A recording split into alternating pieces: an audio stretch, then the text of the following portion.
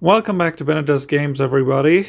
Thank you so much to Black Vein Productions for providing me with a review copy of Do Animals Dream. Now, the game on the Steam page obviously looks incredibly cute, but it drew my attention with the warnings about extreme gore and violence. And, I can't tell you how extreme the gore or violence are because I kind of stopped looking at the screen at some point, but I'm pretty sure you'll understand why in a minute. Now, what is the game?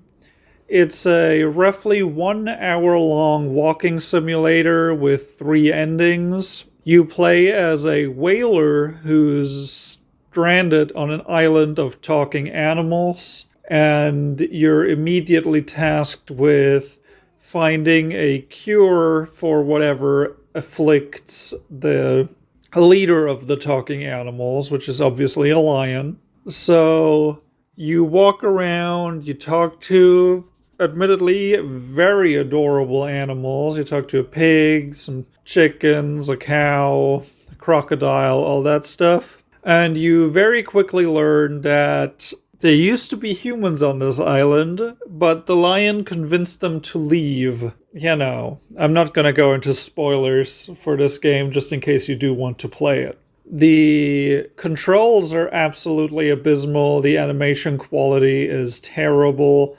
You just kind of glide across the ground. Your character animates the same regardless of whether they're walking forwards or sideways. But this was very clearly a tiny, tiny production.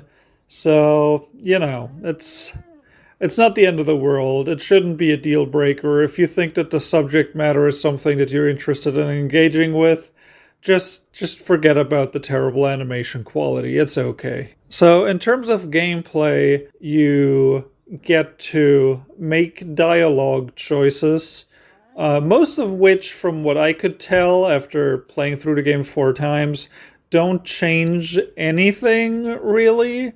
And even the ones that do change stuff, kinda don't.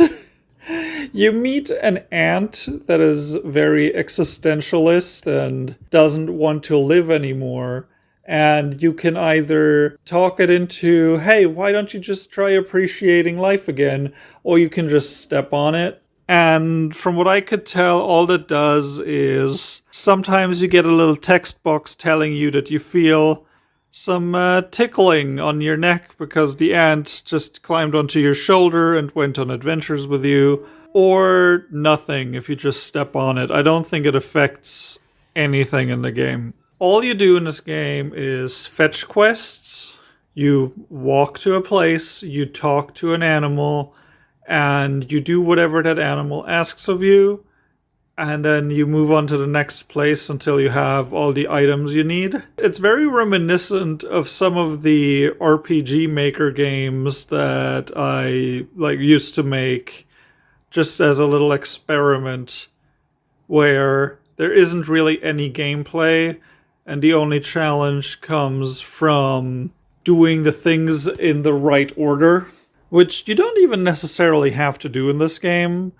There's a lot of skipping that can be done. There's a little side quest where you have to, do a little fetch quest for a chicken to get one of the items, but you can also just walk past the chicken and just get the item, which is probably done to speed up repeat playthroughs, and it works well for that. It also has the very convenient feature that I think more games should have, where after you first play through, there are a few key items that you can choose to just start the game with.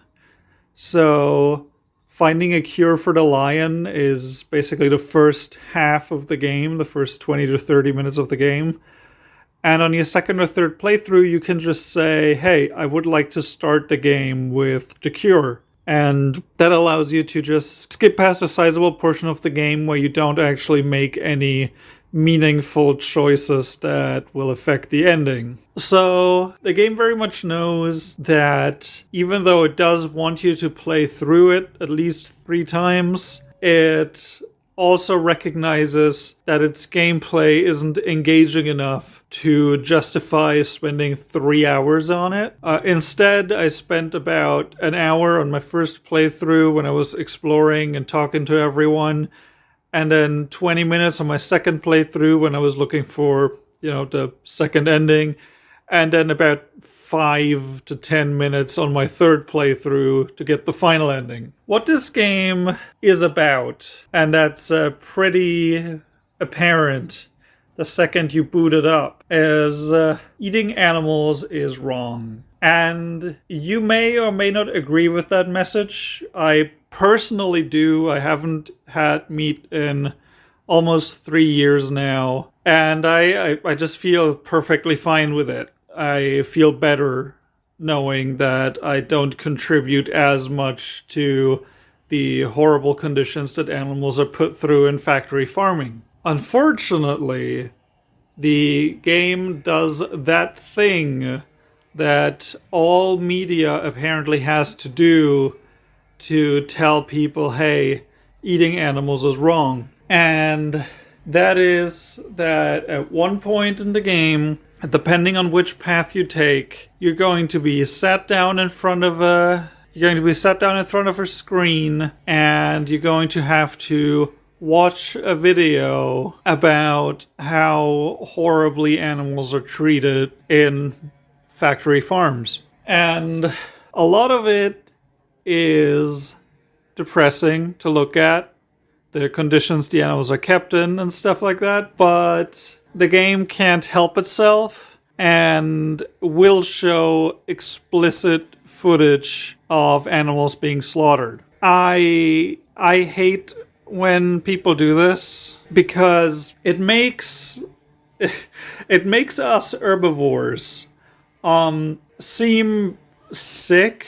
The fact that you think that it's okay to show someone just the actual death of a living creature, of a living, thinking, breathing, and yes, dreaming creature is worrying. The fact that you think that that's okay is honestly, like, you should probably talk to someone. The way I stopped eating meat wasn't because I saw a documentary about how horrible the conditions were that animals had to live under. It was because we went to a petting zoo and there were a bunch of really cute pigs, and they were super excited to see me, and then I pet them, and then I never wanted to eat meat ever again for the rest of my life. It would have been a far more effective game, I feel, if instead of having these weird mysteries and dark undertones and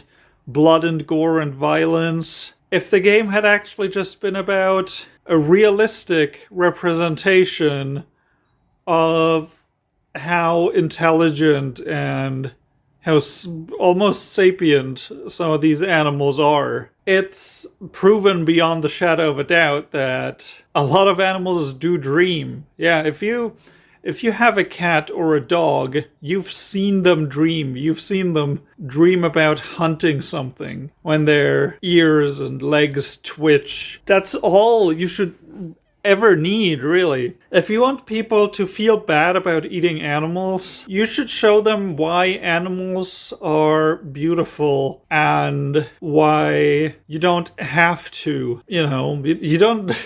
Humans are omnivores. They don't have to kill animals. Obviously, there are some parts of the world where that's not true. There are parts of the world where people have to get all the food they can get, where people don't have the option to buy vegan chicken nuggets instead of, hunting a deer. There are parts of the world where that just isn't an option, and the game even acknowledges that. The game even acknowledges that carnivores exist, that there are animals who don't have a choice. But if you want people to understand your point of view, you should show them why animals are amazing. You shouldn't tell people why they are horrible and then show them footage that actually, like, I closed my eyes for most of it, I'm not gonna lie, because that's not cool. It's a snuff film, and if somebody made a game and was like, "Oh, this game contains scenes of violence," what you think of is, "Oh yeah, Resident Evil violence." Like, oh, there's gonna be a CG model with its face chewed off. You don't expect a game like that to just show you footage of Kennedy's assassination. Just real life footage of a living being just being destroyed violently. If you want to convince people to stop eating meat, don't make them disgusted by animals. Because the little bit that I did see, because, I had to look at some of it to be able to review it, it made me wish cows didn't exist anymore. Just for a few brief moments. Instead of me remembering all the times I looked out my window back when I was still living in a little village in Germany, and remembering all the times I just saw a bunch of cows grazing, saw a bunch of goats grazing right outside my window, and just thinking, wow, these are cute. They're beautiful. They have their little families. They have their little power struggles. They're living beings, And to just reduce them to shock factor, here's some gore, feel sad for animals, now you're a terrible person. Fuck you. You were on the right track when animals would talk about, oh yeah, I'm the only one of my family who managed to escape the farm. That is sad enough. And then you do spend a lot of time endearing the player to these different characters. The pig especially is adorable and is just trying to make the most out of the life that it now has. And that's what animals are like. They don't have any grand ambitions. They just want to be happy. And most of them, obviously there are, a few of them are assholes, obviously. But most of them just want to exist happily until they die. And that is probably the most human thing about them. Show me a bunch of adorable animals, and you characterize them in a way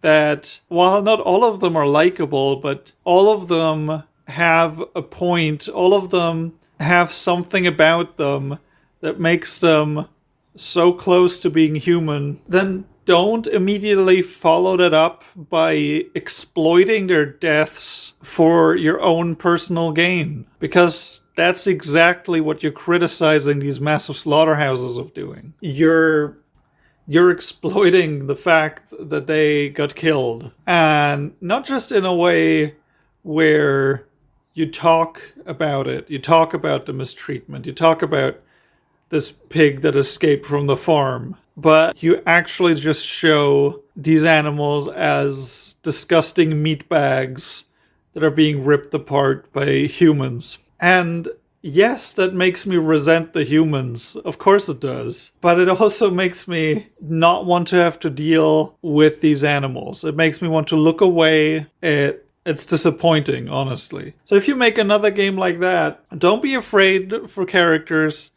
to talk about the horrible things. Don't be afraid for the animals to talk about the horrible things that have happened to them under the humans. But don't show shit like that.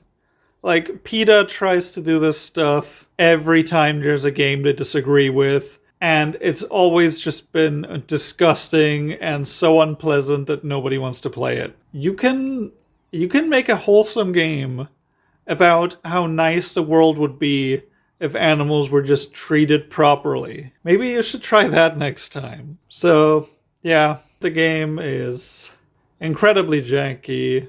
There's no real gameplay to speak of.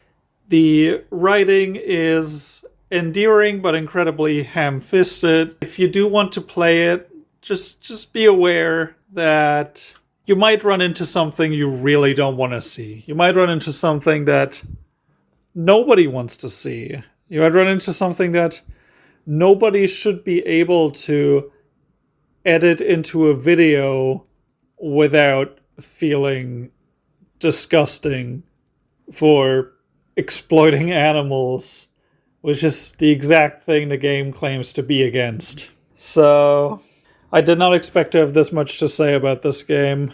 Stay tuned for my review of Ender Lilies, coming out on the 18th of June. And I'll see you next time. Goodbye.